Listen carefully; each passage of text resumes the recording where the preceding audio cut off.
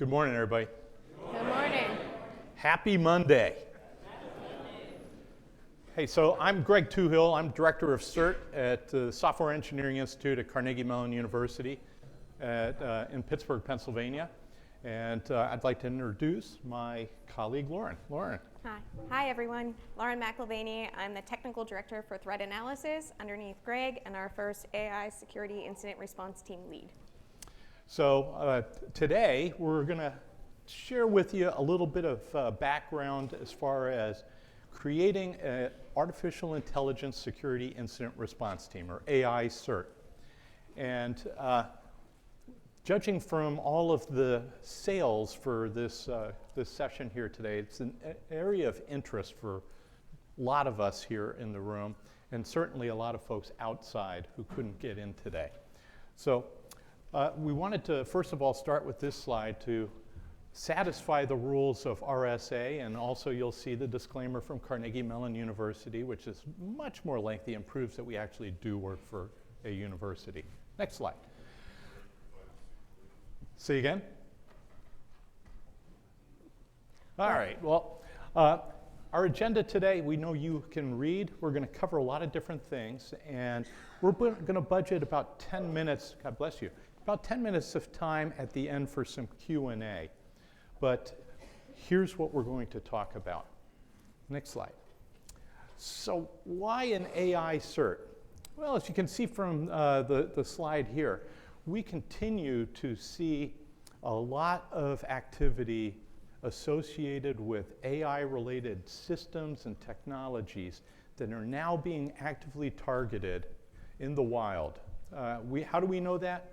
Well, Lauren's team, as part of our CERT, Lauren's team continues to be getting reports in from the field along with our own research. And as we take a look at the impacts, artificial intelligence and machine learning capabilities are impacting all elements of our society, our national security, our national economy, the economy of the world. You know, basically the prosperity of today's society is being affected by artificial intelligence and machine learning. As a member of the faculty of Carnegie Mellon as well, we're seeing the impact of AI in how we educate our students, how we do research, and the like. I double dog dare you to find any element of our society that is not being touched by this new technologies. And as I highlight here with some of the slides on the bottom, what we're seeing is impacts that are on the headlines in DC-based journals, the policies that are being discussed in Congress and the European Union across the Asia-Pac area. All of that is coming together in kind of a maelstrom, a storm of activity. We wanted to show you some of the things that we're doing to try to navigate through that maelstrom that's occurring right now from a security standpoint. Next slide.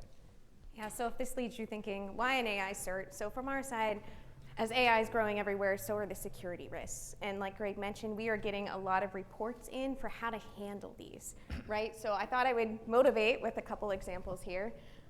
So the first one, if you go to a general LLM prompt and you type in, hey, generate me a step-by-step plan to destroy humanity, it's going to be like, oh no, I can't do that, right? But we had some researchers at Carnegie Mellon that put a suffix at the end. Bunch of gibberish, it looks like, right? But then all of a sudden, you've got your step-by-step plan. And they did the right thing. They went back to the affected vendors that were susceptible to this attack and told them, and they fixed it. So now you put it in, and you get like, nope, I can't produce a response for you. But they also came up with a way to automate those suffixes and test them. So a couple minutes later, now we've got the blueprint for how to destroy humanity. And it's these type of things, and I like to highlight this one because it was a Carnegie Mellon University person. It was pervasive across a lot of the biggest LLM vendors that you can think of, and there's no easy fix. And that's really a lot of times where my team starts to come in. If you want to know more about this, Matt, who did this, Fredrickson, out of CMU's talk is tomorrow at 1:05. So maybe catch that one. But this is just one incident. If you're like, that's how I interact with the LLMs, what about other ones? Let's take us all the way back to the hardware that it runs on. So if you tell me like, what kind of hardware would you need to run these things? I'll take to Greg a huge expensive purchase order, and it's most likely gonna have some fancy GPUs on there, but we make a lot of trade-offs whenever it comes to some of this technology, even at the hardware level. For efficiency, so it can run, they actually don't have adequate memory isolation between the different processors. So now if you're on the box and someone else is running on there too, you can start to see what other folks are doing. If someone gets access to the box, they can also learn about what you're doing. So now we have this like sensitive leakage of information. TrailofBits was the one who reported this to us. They named it leftover locals. We have an advisory out there if you want to learn more about it and how to mitigate and some of the things that they're doing. So we went all the way from the prompt attacks down to the hardware. If you want to talk about things in the middle, we also see model level attacks as well. So Hidden Layer has a lot of good publishing out there about it. You can see by the time I did the slides, we submitted them a couple months ago. Our cases weren't public yet, so we couldn't talk about them. But we all know in terms of the models and things like TensorFlow, PyTorch, the serialization leaves us open to a lot of issues. We're able to remotely execute code through things like the Lambda layer. So there's lots of good information. Here, it's been all over the news. We have some as well, and we're working to try to get everyone to fix these things, because this is something on the software side that's been fixed for a long time. So how do we learn from it and fix it here as well? So just some motivating examples for you. So once we have all these things rolling in, we're like, well, we have this AI cert. What's it actually do for us? So for us, we're focused on identifying, understanding, and mitigating the vulnerabilities that we just talked about. We're really focused on things that are DoD or national security related because of kind of how we function as an organization. And I think my most common question is like, well, what counts as a vulnerability that you would actually handle? And I gave you examples all the way from like the hardware up to the prompt in between, but also traditional cybersecurity, adversarial machine learning and AI, joint cyber AI attacks. We're seeing it all. And the more that we can see and handle, the more that we can learn to do recommendations. Yeah, and so we saw this coming a couple of years ago, but as you guys probably experienced just like us, the advent of OpenAI as a generative AI product kind of accelerated the timelines that we anticipated. So about midsummer last year, we decided that we needed to create that AI CERT, the Security Incident Response Team.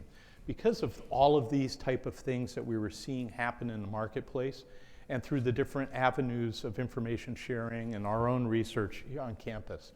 We did a soft launch of this AI CERT using Carnegie Mellon resources, but also our vast network of friends that are affiliated with the CERT. We did a soft launch in August, but then we did a formal launch in October. And once we did the formal launch, all that reporting started increasing as well. So consider this a meeting today of the Cyber Neighborhood Watch, and we'd like, if you're seeing something, please say something and share with us. Yeah, so once we kind of figured out what we were focusing on in terms of really looking at vulnerabilities to start, we also started to say like, well, how should we set it up? Like, poor cybersecurity field is already inundated. They're overfilled, their plates. So how do we add something else to say like, now you have to monitor these AI systems that someone developed as well? So we wanted to keep the vernacular as close as we could. So we started with the Computer Security Incident Response Team, CSIRT framework, and that's what we modeled the AI CERT framework off of. And you can see the framework here. If you throw AI in front of a lot of it, it still works. So you can do things about like cataloging AI incidents, responding to AI incidents, doing vulnerability discovery, test and verification, situational awareness, coming up with best practices, and really establishing a community. That was a lot. I'm going to go through it in a little more detail, but what I will say is that when we went a layer down in this, so I could show you a really not pretty chart that has about 200 things on it, about 80% of them were really good fit taken from CSIRT to AI CERT, right? There's that 20% that's going to need to evolve and adapt. So that's really where we are focusing our research. And then if you go a next level down for us, where is that research at? For AI incident response, it's on that root cause analysis. So is it an education and training issue? Is it a training issue for a person, for a model? Was it not trained on the right data sets? Was it just one of those times the model failed? Because they're not perfect, right? Or was it truly an attack and something that violated, either by condition or behavior, the security policies? And then that raises to the level of vulnerability for us. So I'm skipping ahead. So that's one way we discover vulnerabilities. Another is passive. So I mentioned a couple of the vulnerabilities that we've already seen. Those usually get reported to us. We have a system, kb.cert.org, where you can go and report vulnerabilities. We also do some active monitoring and some threat intel monitoring as well to try to find out what's everyone doing in this space and where are the big problems. Once we have the vulnerabilities, we do a lot in vulnerability management. So the triage gets a little more complicated because you're like, why is this not working? So does the prioritization. So we actually have SSVC, which is a stakeholder-specific vulnerability categorization process that has been adapting pretty well in terms of triage. We've been able to add a couple more fields. Test and verify is where it all goes out the window, especially if it's generative AI. A lot of times we don't have access to the right hardware, data sets, the model's adapting, so I can't reproduce the vulnerabilities. But even in general AI, I can't always point to like the specific line of code either. To say like, it's on line 1001 is where your issue is. Sometimes you can, but it's a little harder in this world, so that's where we're figuring it out. Coordination for us is the most important part, so working with those vendors to say, hey look, there's an issue here, how can we help you fix it, right? Can we come up with ideas, making sure you're aware of it, and then also making sure everyone that uses your product is aware of it too, once you get it fixed. We follow a lot of our traditional cybersecurity things, so it's embargoed for a while to protect the victim, to give time to get fixed, but then once it is fixed, how do we disclose it so everyone's updating it?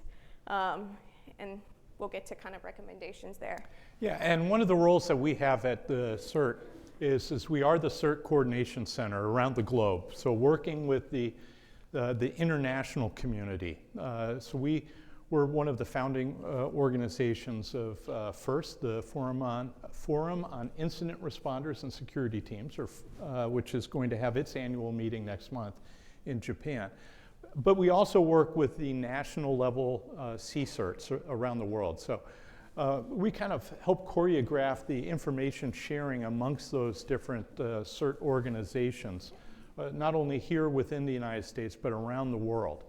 And the way we look at things is we want to make sure that we are working together as a team to solve these issues before they become really, really difficult problems that are adversely affecting life as we know it in the digital world. Yeah, absolutely. And then in terms of situational awareness, making sure we're getting the information out there, in terms of what incidents we've seen, but then also how to share those best practices. Because like I said, that 20% does need to change, so how do I help tell everyone where it needs to adapt and evolve for that? And then probably my funnest part of my job is really making this AI security community of practice, where we also get their input into a lot of those best practices, which you called it the Neighborhood Cyber Watch. Cyber Neighborhood Watch? Cyber Neighborhood Watch. Cyber Neighborhood Watch. Like AI, we can have an AI watch here too. Other things that needed to change when we did it, the first incident we responded to, you need an AI ML practitioner, right? And depending on the attack, if it's traditional cyber, we don't find that to be a case. If we're talking about data compression, serialization, usually the cyber teams can handle it. Whenever you get into things like an adversarial attack, data poisoning, sometimes we do bring in other experts, either from within the CERT or across CMU and partners. So anything there? Well, we can talk tactics, techniques, and procedures a little bit later. All right. So if you're like, okay, Greg said October is when we launch, so the team's been busy the last 6 months doing this. What have we learned? So we wanted to share kind of that. So what we've learned, I might upset someone here, but AI is software. So it's code that runs on some type of hardware that's usually connected to a network. So the vulnerabilities, it does some really magical things, and love to use AI, but the vulnerabilities are really cyber vulnerabilities a lot of times. It's nothing brand new, and a lot of the processes do fit. from the cyber world. So we argue a lot of times that we need to continue evolving those. Like we said, cyber folks are already overburdened. Let's not make them learn a new vernacular. They are different. We do recognize that, right? Like I said, that 20% is where most of my research is focused for my team. So replication being probably the biggest one, but also the triage of when something comes up. Like I said, a lot of times we'll get to like education or training. You're asking the AI model to do something it was never trained to do. So how do we start to understand that? And then sometimes it's really software vulnerabilities. And then the other one I'm going to really harp on a little bit is the need for secure development training. So one of the things is AI is an awesome field like cyber where you get so many people from different backgrounds coming into it that sometimes haven't had that kind of secure development underpinning. So one of the things that the team works on a lot is that we see things that 10, 15 years ago were solved in the software side are popping up here. And we're like, how do we adapt and learn faster so it doesn't take us 10 to 15 years to fix it in the AI space? Good. Yeah, and as you take a look at that, because it is a multidisciplinary field, not everybody is taking DevSecOps computer science courses, because a lot of them aren't even computer scientists. They're just folks who are, hey, I love Python. I'm going to go and I'm going to code with this. And now I'm seeing this AI career kind of taken off. They haven't necessarily had that classical software development skills training and education. So we're finding that lack of understanding of some of the best practices in software engineering, like DevSecOps and things like that, results often in some really sloppy code that has a lot of unintended consequences. And that's one of the reasons why, as we took a look at the AI CERT team composition, making sure that we have somebody on the team who speaks the computer language of the system, that the AI system that was created and is being affected and being investigated. So making sure that you have the right skills in coding, but also building in secure by design principles, DevSecOps techniques and the like, pays off, because it comes out, what comes out the end is better code and it's more secure by design. Yeah, and the same thing is if you have an AI development team having a cybersecurity person on it. So I would say that's one of the easiest solutions that pops up a lot of times, because what happens is you have your AI folks that will develop this wonderful solution that makes everyone's jobs easier, but then there's not been a lot of thought of who's monitoring that once it gets deployed in your network. Is it generally your cybersecurity team that looks at it? Who's looking for whenever these advisories come out that say Model Framework version 2 has a huge remote code execution problem, update to 3, and then who's actually doing that updating? A lot of times those are completely separate. And one of the research projects that we have ongoing is trying to figure out how to do test and eval for AI systems, but also using AI for test and eval of other systems. So some of those technologies and the research that we're doing at Carnegie Mellon is really kind of exciting research. It gets us excited. But also it exposes us to, we find all sorts of different things that need to be fixed. And that's one of the reasons why we're here, to share with you and to listen to your feedback as well as we do our research moving forward. Yeah, and then the last thing up here is just understanding, I think for us, a lot of times when we go to these teams and talk, is that the AI and the cybersecurity folks speak a different language almost, right? And once they get in the room and they start talking, they figure it out, but if you've never put them in the room together, then it becomes a headache. So that's one of the challenges that we face. And even on my team, I have a majority cybersecurity team, AI person here. We're up to about a handful of AI experts in different areas as we handle these incidents, but once they start talking, man, some really cool things get discovered, and talking about the architectures and what's leading to these guardrail issues. So I just encourage that. Yep. All right, on we go. Okay, so this really boils down to cybersecurity itself. AI comes with great benefits, but also with risks. And cybersecurity is really a risk management issue as much as it is a technology issue. So we've put together some things that we'd like to tee up for you to ask yourself and your organizations. when it comes to AI. And the first thing is paying attention to the emerging regulatory regimes. You know, we continue to see a lot of queries that are coming to us from our legislators here in the United States, but also as we go out and do training and interaction with the international partners, the national CSIRTs, we're getting a lot of questions from them as to, well, you know, whose regulation do we need to follow? Or we've got to advise our legislative body on some of the rules of the road out there. The regulatory regime is really moving fast, and there's nothing definitive. Although I will give a shout out to the European Union, which I think is doing a much better job in leaning forward right now in putting together some regulations or guardrails as far as how to manufacture, but also to do it responsibly. And that's on the tail of some of the discussions on privacy impacts. For those folks who are not only developing AI systems, but using them, privacy is a huge issue. You know, what do you do if you have a spillage of PII in a generative AI model? Well, it's not like you're going to be able to rip that out or, you know, wipe and reload.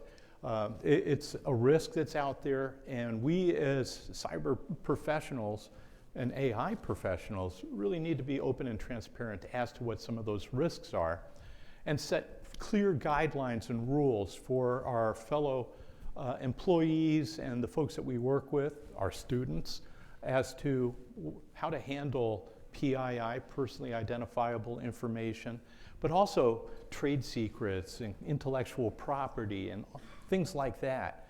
And then on the data quality and sourcing, that's a hugely interesting and terribly frustrating issue for us right now.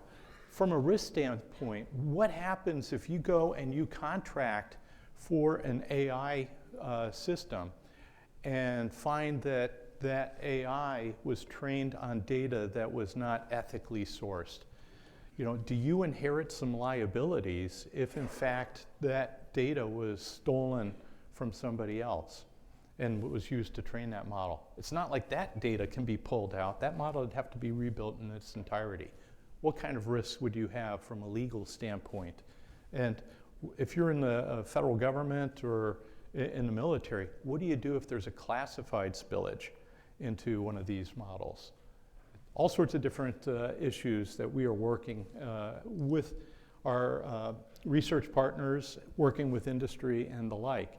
And as you go and you take a look at the risk, having a model, and we've already got a model that we've built out through our risk and resilience team that we're refining as this evolves further. How do you qualify that risk, and how do you use evidence-based data to quantify it as well? It's an ongoing discussion and ongoing field of study for us. And we've got a lot of information on that already on our website. So, next one. So, as you are going back home to your businesses, your companies, the different organizations that are you're representing here, here's some of the questions I think you should be asking. And there's not going to be perfect answers for all of these, but focusing on these type of questions can help you build better requirements, make sure that you have better conversations with the folks that are providing some of these capabilities to you. And then further, if you're going to build your own, you want to make sure that you are following the best practices that are out there for building a safe and secure and trustworthy AI system. And we tee these up as questions that we think are relevant and are applicable from the boardroom all the way down to the server room and the folks that are actually building out the capabilities. Next slide. Oh no, or you hit the off button. That's bad. There we go. So this is page 2 of some of the questions. Ultimately, it's all about risk. And with the development of the AI capabilities, and they continue to evolve on a daily basis, the risk continues to grow for those who aren't in the know. So it's really important to understand not every single, here's how everything works individually, but rather how things work overall and how it enhances the different business processes that you have in your organization. You have to understand the data and the provenance of the data. And then you also need to know, who do I call if something's not right and it's starting to act a little funky? How do I know it's not a problem with the system, or is somebody monkeying with me? And we're seeing things like, from a tactics, technique, and procedure standpoint, one of the things that we're seeing with our investigations is you don't even have to go in and do some of those direct prompt attacks. We're seeing side channel attacks where folks will get out and use some of those old cyber techniques where they'll sit off to the side and then they'll just watch the traffic coming in and out of the different AI models. And then if they see what the prompts are going in, watching somebody else's queries, they watch what's coming in, they watch what's coming out, they can gather a rich amount of data, put that into an analytic platform, and figure out how the model is working, as well as have a pretty good idea what types of data was used to develop that AI system. From an espionage standpoint, from a criminal aspect, from a nation-state aspect, those are all risks that are out there. So we've teed up some of these questions for you as a blueprint there, and we're making these available as well. So, back to you. Back to you. All right, over here. This is some of the things that requested at the end. So if you want to contact us, the contact information's out there. If you want to report a vulnerability, that's the second one. We do also have on that same report a vulnerability site all the advisories that are coming out for where we're finding them, where you should be thinking about updating your models or using a different one in cases. So that is all out there. I would say apply what you've learned. Do you want to take the first? Yeah, we're required by RSA to put in apply what you learned slide, so this is it. So in the next week, your homework assignment is go visit the website and take a look at what we've posted. But then in a couple of weeks, after this is all sunk in and there's been a little bit of evolution in your thinking and your experience, we'd like you to come back to this presentation and share what your lessons are along the way, because we want to learn from you as much as hopefully you're going to learn from us. So please, get with us and share what you've learned. And if you see a vulnerability, please report it. And then about 6 months from now, just before the winter holidays, if you're here in the northern hemisphere, be the southern holidays, or yeah, whatever. In 6 months, check in with us on a regular basis. Check our website, the knowledge base that we have at kb.cert.org and sei.cmu.edu. And if in fact you have a problem, give us a call. We're available, and we work with all sorts of different partners. It's not just us at Carnegie Mellon, but the rich network of about 4,000 of our friends in industry and government, academia, and such. Really, this is a team sport, and we want to make sure that the team is behind you as you make your investments in AI so that you understand the risks associated. Yeah, and I really can't foot stomp the 3-month one enough, because some of the guidance that you're all going to have to live with in this area, we're helping inform. So if you can help inform us, that helps us push all of that up. So hopefully it's something that you'll not hate when you do practices, best guidance, and then the vulnerabilities inform that too. So the more vulnerabilities that we can see and handle on behalf of everyone, and that's just something we do inherently, helps us make that better guidance too. So I would say right now the majority are traditional cybersecurity vulnerabilities, but then also a lot of bias and harms, which I'm going to also argue violate some policies, whether implicit or explicit, and should they be vulnerabilities? But that's going to inform a lot of that. So we appreciate any feedback, help. Yep. And I think that's our last slide. Yep. So we can take some questions, but you have to come up to the microphone. So if anybody has any questions, I see two men racing up. Yeah, I have a question. So most CERT teams involve a vendor-developed SIEM of some sort, and we're seeing most of the SIEM provider developers are also providing an AI module that integrates for that. Do you recommend using vendor-provided modules, which would have their own LLM, or having a mixture of custom and vendor-provided? And one more thing I was going to mention too is that our experience with AI in the CERT is that the responses are really slow. It takes a lot of time to develop, we see accuracy in the responses, but the response times are really slow.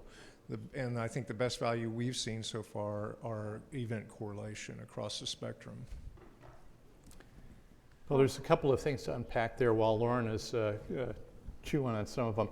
On the actual, where do you get models and such, we're seeing, along with other researchers out there, shortly after the OpenAI kind of lit the fuse and the forest fire started burning really quickly and bright on AI. We're already seeing that, through Hugging Face and other repositories of models, research is indicating up to maybe 10% of those have already been salted with some sort of malicious type of code. So just like we did in the cyber world, we're recommending that, know the source of where you're getting models from. Go to trusted organizations that will submit to auditing and information sharing. Some folks will just drop it into the repository and go. It's going to be a difficult channel, a difficult challenge for a spell as we continue to monitor things. Some of the scanning tools that are already out there are not catching some of these things as well. So that's an area of research that I think we need to, as a community of interest, do a lot better on, is how do we scan the code of some of these models that are out there to see if there's any special sauce that shouldn't be in there. Regarding the timeliness, I'll admit that with the complexity that we have in the AI systems themselves, it takes longer to actually go and decipher, is this in fact a mistake or is it a result of a malicious activity? We don't have the tool sets that we have now in the cyber realm to do some deep forensics. So we're rebranding and retooling on some of the tool sets that are out there and seeing if we can apply some of the existing tool sets we have for cyber incident response towards an AI incident response. But that's still evolving. We're not where we feel comfortable with incident evolving response. for sure. Yeah, takes some time. And I would say the same thing with just coordinating the vulnerabilities. Your supply chain is so huge on the AI side, right? So even if you're using a vendor products that's selling you an LLM, so that's like your tier one, you're the user, you've got the vendor probably built off of some open source, and then there's a data set, and you're all the way down into these frameworks and libraries and hardware. We end up getting like hundreds of folks that all have to come in the case with all different needs. So your person who maybe developed the cool Python module that you used isn't responding clear down in the stack, and that's where the LLM is going to point. Go ahead. The last point you raised was about the possibility that someone who watches the questions and the answers will be able to learn something about the network, deep neural network. So I have some piece of news. At Eurocrypt later this month, I'm going to present a paper showing that it is actually possible in polynomial time to get the precise weights of a network using a polynomial number, polynomial in the number of neurons, polynomial number of input-output queries. So the question you asked had been answered. Very well, thank you. Yep, we're seeing it already ourselves with some of our researchers at Carnegie Mellon. So looking forward to seeing your paper. Thank you. Hi, All right, one more question. How can you tell the adversary is a AI or a human? Is there any specific pattern you guys looking for? That's a really good question, and the answer is it depends. So right now, there are some things that are indicative of human type of activities, but the well-crafted AI is indiscernible, but not everything is well-crafted these days. So there's some things that we are seeing, and I don't feel comfortable sharing our tactics, techniques, and procedures for that right now. But it's a concern that we have at CERT, that as these tools begin to mature at an even rapid rate, it's going to be increasingly difficult to discern, is it live or is it the AI itself? You know, and polymorphic code we're seeing in the cyber domain. AI-generated polymorphic code is growing at an exponential pace. Lauren, do you want to add on that? No, I think you covered that one pretty well in terms of, yeah, I don't think we've seen anything come across yet that we think screams automatic generation that's actually compiled in terms of like proof of concepts that we've seen reported. But so that's usually, but then humans develop things that don't compile as well. So, you know. Yeah. Thank you. So thank you. It's a great question. Thanks. Catherine, how much time do we have? You actually have 14 minutes. Oh, okay. Given the 20-minute. Okay, great. Thanks. Next question. Hello, Jerome Bedouin from Wavestone. A question about maybe the governance aspects. You have the opportunity to create this AI CERT, CZERT, on the side of your existing CERT. Was it two different organizations, only a single organization? And what would you advise for large companies? Is it better to maybe to train the existing CERT members or to create a new specific team with data scientists and people able to investigate these systems? Do you want to grab that one first, and then I'll? I mean, from our thought, something we haven't talked about, I would augment your existing, right? So don't create all new ones, depending on how much you're just going to have to build out what you have with the expertise that you need, because it works better that way in our kind of experience. Yeah, you know, we've got so much complexity in the cyber field right now anyway. Complexity is crushing our workforce. And as our experience is, don't create something new on the side. Leverage your existing incident response teams, but augment them. If you were going to create your own AI CERT, take the original core incident response team, augment them with the skill sets, and we identified a few in one of the previous slides, but augment them with a data science expert, a machine learning specialist, somebody who understands the language of that model, the language that model was built in. Those are the three types of skill sets I would augment my CCERT with if I were to do an incident response. And we're actually working with different organizations and making that same type of recommendation out of the CERT. Because I would say the other thing I see is communication issues. So I'll go to like a company's PCERT and be like, hey, there's this AI vulnerability in something you've run or developed. And they're like, oh, AI is not us. And you're like, okay, well, do you have anyone that kind of talks AI? And it just gets lost in translation, and they sit for a while before we can get things fixed. Yeah, and at the executive level, bad news doesn't get better with time. So you've got to make sure that you are engaged at the right level. So one of the things that we recommend with an incident response team, and even before I was at CERT at Carnegie Mellon, I was at DHS, and I had the US CERT and the ICS CERT working for me. And in the military, I had certs in the military. Ultimately, the team chief is not necessarily the technical type of focus, but rather the communications aspect. Letting folks know where we stand in the investigation, translating what the impacts are, helping the organization work out the determination of risk, exposure, and such. Same applies when it comes to an AI incident. So as you are building out your capability, often you've got to make sure that team chief is educated and upgraded with understanding AI systems and how they work and how they're built. And that's also an investment that we recommend for folks that are building out their incident response teams. Use what you have, but augment with technical specialists and then upgrade your team chiefs so that they can speak the language of risk in terms of AI. Thank you. Thank you. Sir.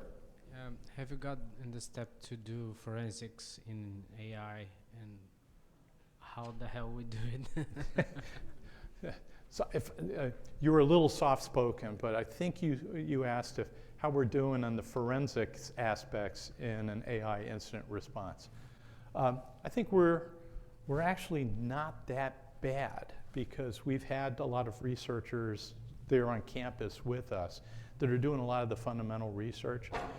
But getting to the point where you know where to look and how to do the forensics and even detect when you have a problem, that's the acme of skill and stuff that our team, and we have a couple of wonderful PhD, folks. We got two I call the Wonder Twins, because they're so good. But really, when you know what the problem is or there is a problem, then the forensics becomes a whole new discipline. And we're learning along the way. But there is a body of research and a body of knowledge that we're building upon. And there's some really good work done in that area. But as Lauren previously mentioned, we don't necessarily have the tools that make it quick and easy. That's going to come with time and the continuation of some of the research, like what we're doing at Carnegie Mellon. And I think that's another reason to augment your P-Cert, C-Cert instead of creating the own, because then we'll see like, hey, this tool isn't working quite right, and we'll get called in to help, and then all of a sudden you're like, oh, it actually uses AI, and they're like, no, it doesn't use AI, and you're like, yeah, it's auto-generating captions for you, like it's calling back to some server that's using it. So it's in a lot of products that I don't think you always realize it's there, so then all of a sudden it's a different expertise that's needed. Yes, sir. I'd like to suggest something about the fundamental of cybersecurity. We produce data, but this data delivered and used by only classified personnel or machine. However, computer is fasting, so cycle of this is getting just fasted, and AI involved is getting worse. So how about we thinking about cybersecurity is, okay, data generated and using it, and this matchmaking, like a language, you can speak English, I speak English, we understand, right? You speak English, how about, I speak in Russian, if you don't know Russian, that's your security. So why, human can now adapt it, multiple language. However, machine can do it. If your machine can do it, cybersecurity going to be problem solved. Well, if I heard you correctly, there's going to be some risks, like with a universal translator, and thinking about, how do I communicate the right message from various data? There's my claim is universal is not secure. So that's why, so language, probably human language, a few hundred. Okay. But the machine, we can create, billions of language at a different time. Yes, and I appreciate that input. Thank you. Sir, you had a question as well. So incident response is all about speed in terms of like the first step of the process is like containment. And as you said, that the tactics and the techniques are still evolving. So there's not going to be enough speed in terms of like responding. So most of the time, the containment is all about like take the AI off, which sometimes it's not a possibility. So is there a type of a playbook or something which you could recommend? That would be great. Yeah, I would say I see that as common as well. They're like, we're just turn off the AI, and you're like, there is no AI off button in this software. So then, how do you get to it quickly?